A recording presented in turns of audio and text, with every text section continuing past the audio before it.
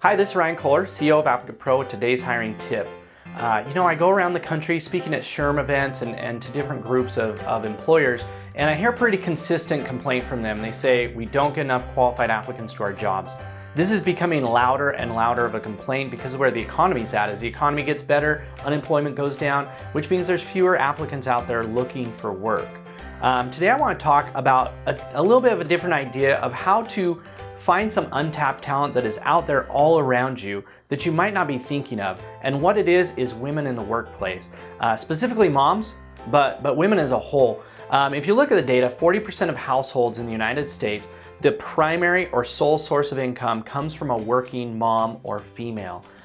That's a huge amount of workers. I mean, it kind of makes common sense that almost half the labor market is made up of females, and a lot of females are moms. The key with this, though, is that there's some things about moms, specifically in the workplace, that you need to keep in mind. Number one, a lot of them don't come back once they have their first kid. They have their first kid and they go on maternity leave, and then they simply don't return into the workforce. And a lot of that is because of how strict and inflexible where they're coming back to work is.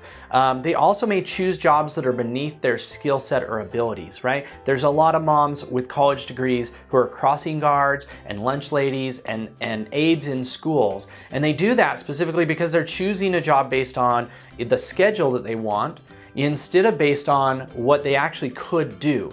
And finally, they don't apply for jobs that they are qualified for. Now you might ask, why would a job seeker not apply for a job they're qualified for? Well, females, generally speaking, don't apply for jobs unless they meet 100% of the requirements laid out in the job ad. So when you combine all that together, what it tells you is here in the United States, we have a huge pool of qualified talent who have degrees, who have education and skills, but they're choosing either to not work or to work in jobs that are beneath their abilities. And that's a huge problem for them. And it's a huge problem for employers who are going around saying we don't get enough qualified applicants. So I've got a handful of ideas of how you would go about attracting and engaging this group of very talented people. And I'm just gonna list out kind of my top 6 right here. If you read the rest of the blog post, there's a whole bunch of other ones. But number one, this is kind of the approach of how you attract women and specifically moms to your jobs. Number one, you need to get to know them. Take and sit down with some of the females that work in your company now and ask them why they work, what they like about the job and your company, and specifically why they stay with you. There's got to be some things about it that make it an inviting place to work. And maybe if you want to be really daring, ask them what you could do better to make it easier for them to work for you while balancing their life outside of work. Once you've got that, the second thing would be build a good job. Meaning make sure your job is inviting and engaging for women in the workplace. Don't make it so strict and so structured that you end up pushing those applicants away. Number 3, create a good environment. We're ApplicantPro, we're a tech company, and tech companies are kind of synonymous with kind of like 14-year-old level perks, right?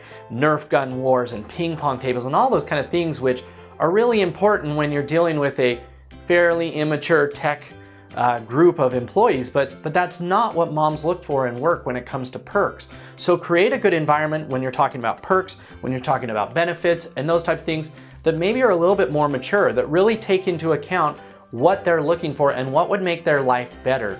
Next, once you've done all of that, write a really good ad. Write an ad that actually puts those perks, those benefits, the job out there, and it describes it in a way that women who are looking for work would actually read it and say, hey, this ad sounds like me. This sounds like a great opportunity. If you need some help with that, grab one of the moms that works for you and have them proofread your ad and ask for their feedback.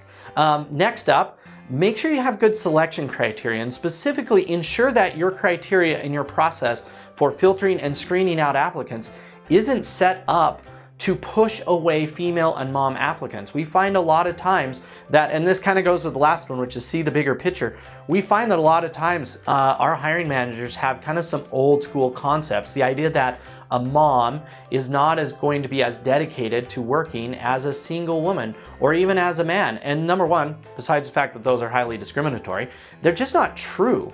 The bigger picture is we need employees to do a job and to accomplish the things we need accomplished.